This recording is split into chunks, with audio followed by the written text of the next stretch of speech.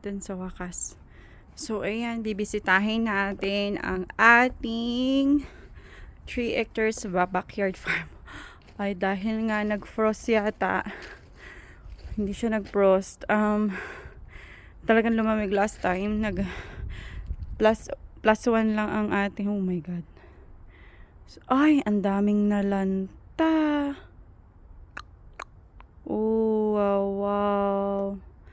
So, ayan, oh, kung makikita nyo, ay. Naglanta talaga sila, ala. Wow. So, ayan ang ating, ito yung sili. Sana kinuha ko ng lahat. Yung dahon nila. So, wala. Kaya ang ating kamatis, so, ayan, naghinuga na. Mas matibay ang kamatis ngayon. So, ito ang ating, oh, it's a giant chili.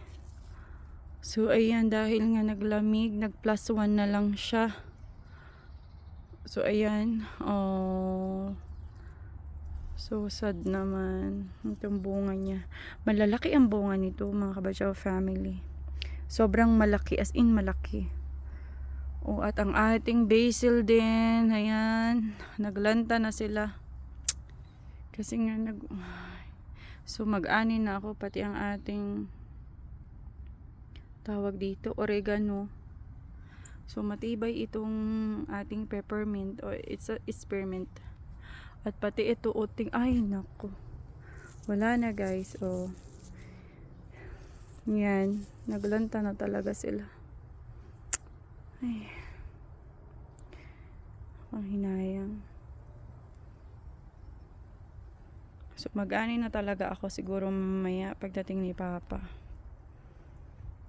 Okay, ayan ang sibuyas natin. Matibay ang sibuyas natin, oh. Hindi siya nalanta, pero ang kamatis, dahon ng kamatis naglanta na rin. Buti hindi ang bunga. So ayan, marami pa rin tayong maani sa ating last ani. Ito ang strawberries. Oh, 'di ba? Okay, matatag talaga ang strawberries. Ang carrots gayon din. Oh, may bunga ang carrots. Ay, akala ko bunga. Okay, magbulaklak din. So ang ating bulaklak din, yan ang tinatawag na corn poppy. Yan, matatag talaga sila. So yung ating, pati ang ating dahon ng tawag dito, dahon ng kabocha, lahat nalanta sila. So, oh, see? Kaya hindi naman kami nakapag-ani dahil ngayon malamig ang panahon. Si Papa nagkaroon pa siya ng COVID din, ayan. So ayan, naglanta na talaga sila. So sabi ko kay Papa kung anong gagawin na ng hala. Ay parang masira to. O ay sira na yata ang isa. Dapat anihin na to. So ayan ang ating strawberries. Wow, may malaki pang oh, diba? Ang dami pa niya. So matibay ang strawberry sa lamig. Itong isa parang may kumurot na. Ewan ko kung sino. Ka-squirrel na lang. Ayan, oh, may mga hinog na sila dire. So maganda ang strawberries kahit malamig siya. Yun lang. So matibay din tong ano, itong ating celery. Oh, hindi nalanta ang dahon nila.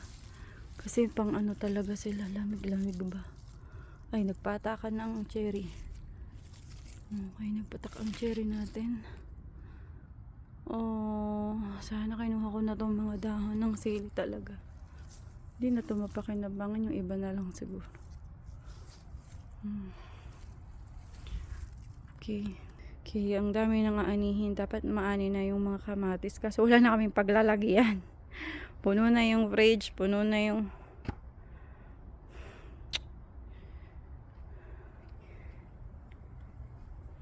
ayan. Yung isa nilagay ko na sa net kasi magpatak talaga siya. Nabali na yung sanga niya.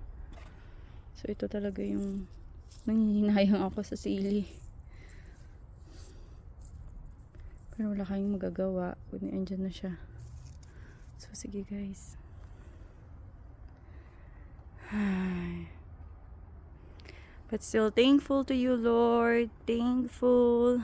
I'm always grateful. We are always blessed. Amen. Thank you, Lord. So, ayan, okay. Ano tayo na?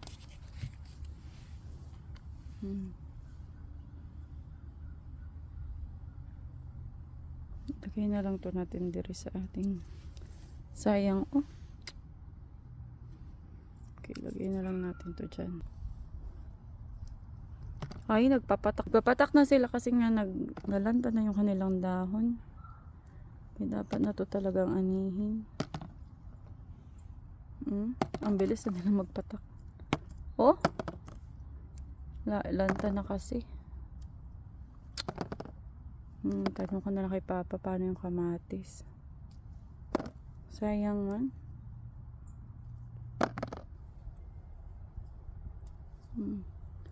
Wala, magsira na to talaga. Kung hindi pa aanihin. Nag-atake rin kasi yung sinusitis ko, kaya ayan, hindi rin ako nakalabas ng ilang araw.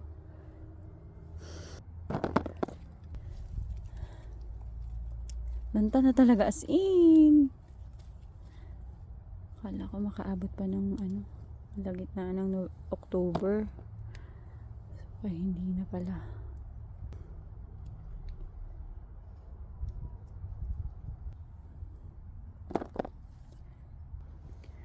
After nito, pag naani na naming lahat, ay amin nang lilinisin yung itong garden na to. Itong ating backyard. 3 hectares backyard farm. Lanta na talaga sila. So, hindi na dapat ito maipagpabukas pa kasi nga ayun, maglalamig na naman ulit. So, ngayon ay October 1, 2, 3. 3rd of October ngayon. Ay, nagpagsak Kusa na talaga siyang bumabagsak. Kaya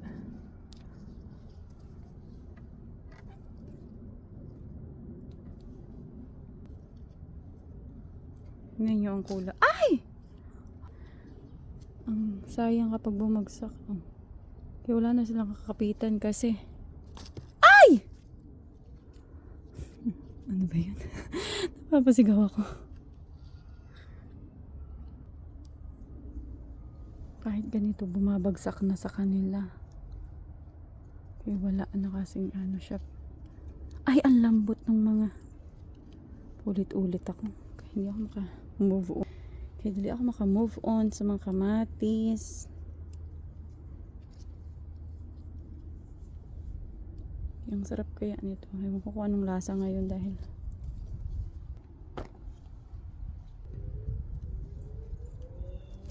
so, ewan ko. Sana okay pa siya. Okay, malambot ang texture.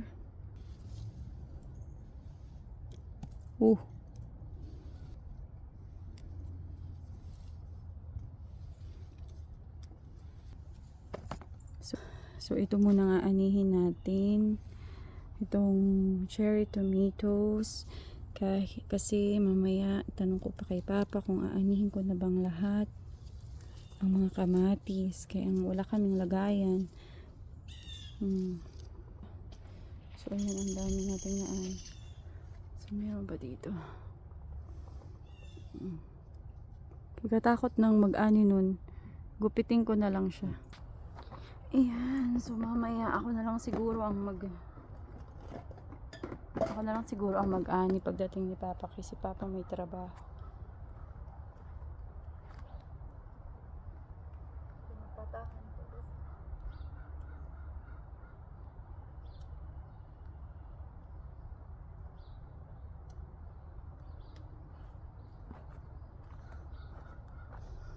Magpatakan siya, pagpitasin ko isa-isa, mahirapan pa ako magkuha. So ayan, ang ating cherry tomatoes.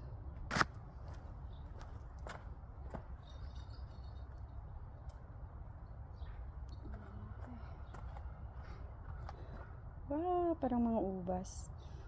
So, ilagay muna natin siya dyan. Ayan.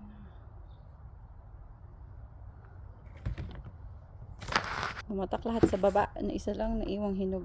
So, pulutin na lang natin ngayon. So, ayan, nagpatakan na sila. Nung kinuha ko, yung ginupit ko yung sanga. Hindi talaga magpatak sila na. So, ayan. Kunin din natin itong iba. Kawawa. Ay.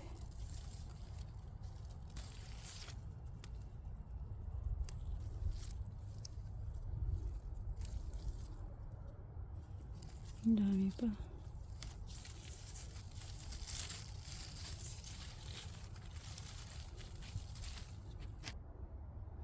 So, ayan. Yung ating maani ay ayan po. So, ayan. Marami pa rin tayong naani. Kala ko sinali yun.